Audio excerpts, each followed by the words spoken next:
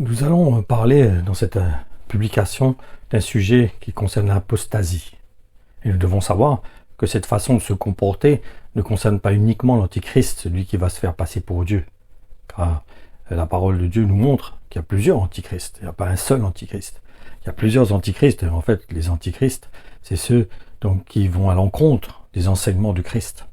En effet, elle englobe toutes les personnes qui déforment la doctrine qui concerne Jésus-Christ crucifié et ressuscité.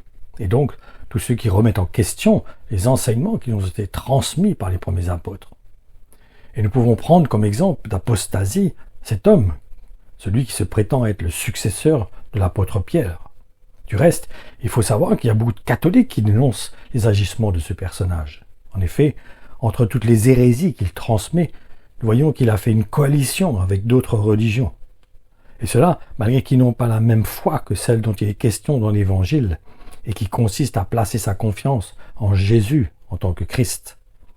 Et nous allons comprendre au travers de cette publication la raison pour laquelle ce qu'il enseigne n'est pas en accord avec l'Évangile. Exode 34, 14 et 15 nous dit « Car tu n'adoreras aucun autre Dieu, car le Seigneur dont le nom est jaloux est un Dieu jaloux. De peur que tu fasses une alliance avec les habitants du pays, que lorsqu'ils se prostituent après leur Dieu et sacrifient à leur Dieu, et que quelqu'un t'invite, et que tu manges de son sacrifice. » Nous devons comprendre le cœur de Dieu au travers de cet avertissement, qui a pour vocation en réalité de vouloir préserver ceux qu'il a appelés, en leur évitant de subir ce qui attend tous ceux qui ont refusé de s'identifier à Jésus-Christ. En effet, si l'esprit a de bonnes dispositions, nous ne devons pas négliger le fait que la chair est faible. C'est pour cela que l'Évangile nous demande de nous séparer du monde. En effet, cet avertissement n'a pas pour objectif de montrer au monde que nous sommes meilleurs qu'eux, bien loin de là.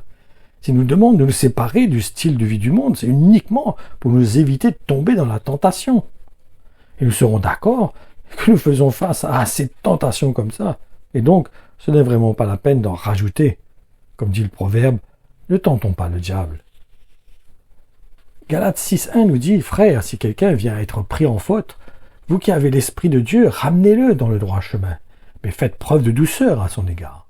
Et prenez bien garde, chacun, de ne pas vous laisser tenter vous aussi. » Voyons là qu'il nous avertit de faire attention, d'être prudent, d'être sur nos gardes, parce que la chair est faible. Même si l'esprit est bien disposé, il faut reconnaître que la chair est faible et que nous sommes vulnérables. Nous pouvons, nous aussi, être tentés à tomber dans les séductions que certains sont tombés dedans. Donc il faut tenir ferme et s'encourager à nous tenir à l'écart, de marcher, rester sur le chemin sur lequel Dieu nous a placés. De plus, il faut savoir que ce responsable religieux dit ouvertement qu'il faut réformer certains enseignements de la parole, comme celui qui consiste à libéraliser les relations sexuelles sous prétexte que Dieu est amour et qu'il aime ceux qui vivent dans l'impudicité. Pourtant, l'Évangile est très clair à ce sujet. 1 Corinthiens 5.11 nous dit « Non, je voulais simplement vous dire de ne pas entretenir de relations avec celui qui, tout en se disant votre frère, vivrait dans l'immoralité, aimerait trop l'argent, vénérerait les idoles ou serait un calomniateur, un homme adonné à la boisson ou enclin aux affaires malhonnêtes. Avec des gens de cette sorte, il vous faut rompre toute communion et ne pas même prendre un repas avec lui. » En réalité, il est en train de vouloir banaliser le péché. Ce personnage banalise le péché en fait. Et que vous l'acceptiez ou pas, il porte des fruits qui font de lui un ennemi de la croix de Jésus-Christ. Car s'il est vrai que Dieu aime l'homme, cela ne signifie pas qu'il s'associe avec ceux qui se complaisent dans ce que Dieu considère comme péché. En effet, regardons cela au travers de ces versets qui sont dans 2 Pierre 2, versets 21 et 22. Il aurait mieux valu pour eux ne pas connaître le chemin d'une vie juste, plutôt que de s'en détourner après l'avoir connu et d'abandonner le saint commandement qui leur avait été transmis. Il confirme, hélas, la vérité de ces vieux proverbes. Le chien retourne à ce qu'il a vomi et la truie, à peine lavée, se vautre de nouveau dans la boue. C'est un reproche qu'il fait, un avertissement. Pour nous montrer que ce n'est pas l'attitude d'un chrétien, d'un enfant de Dieu.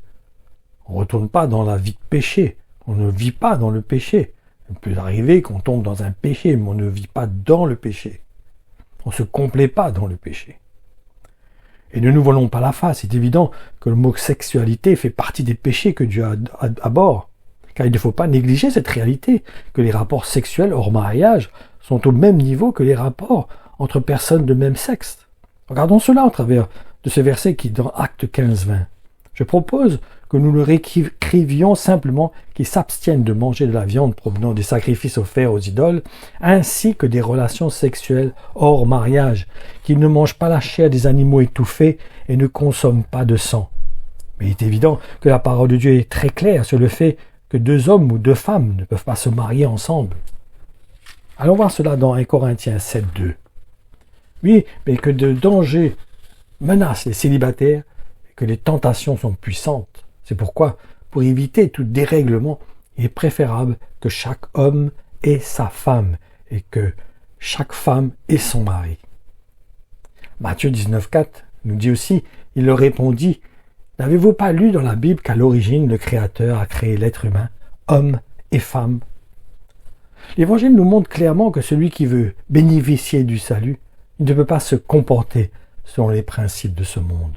Jacques 1,27 nous dit « La religion authentique et irréprochable aux yeux de Dieu, notre Père, consiste à aider les orphelins et les veuves lorsqu'ils passent par l'épreuve, et à se garder soi-même sans tache, en se préservant de l'influence corruptrice du monde. » Vous avez déjà certainement lu ce verset où il est question que le Seigneur sera avec nous jusqu'à la fin des temps, certainement. Mais est-ce que vous avez considéré la condition qui est exigée pour bénéficier de cette promesse?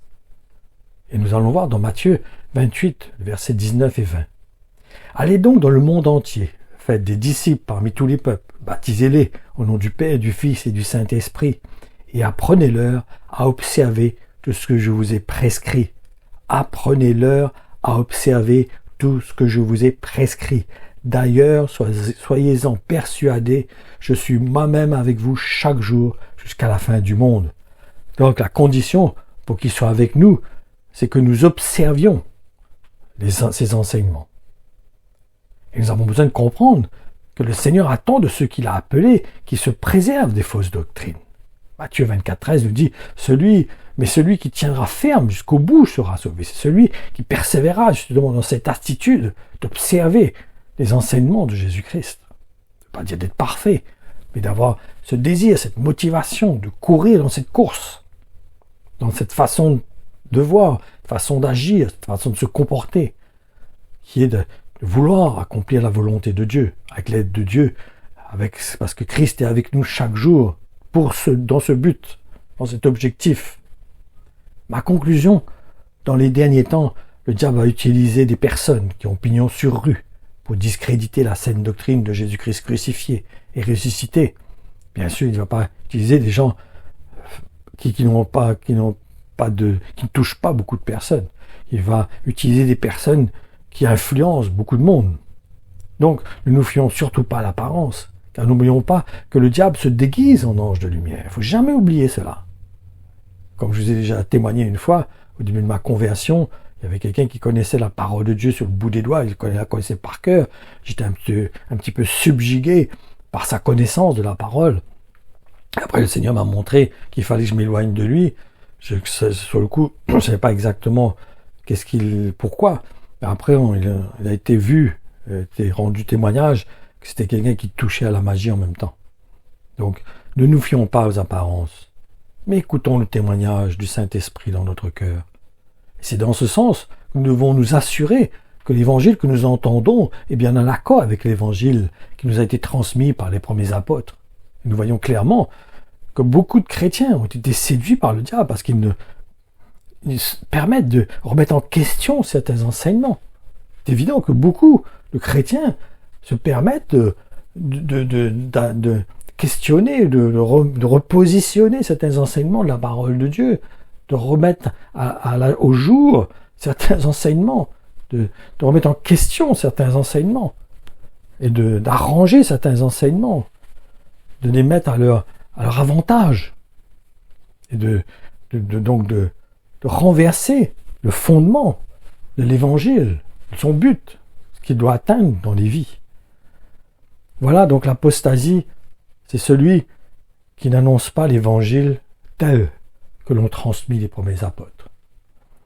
Donc, méfions-nous, soyons vigilants, et éloignons-nous de toute personne qui ne transmet pas l'évangile exactement comme les apôtres nous l'ont communiqué. Mais soyons vigilants. Soyons vigilants et soyons prudents.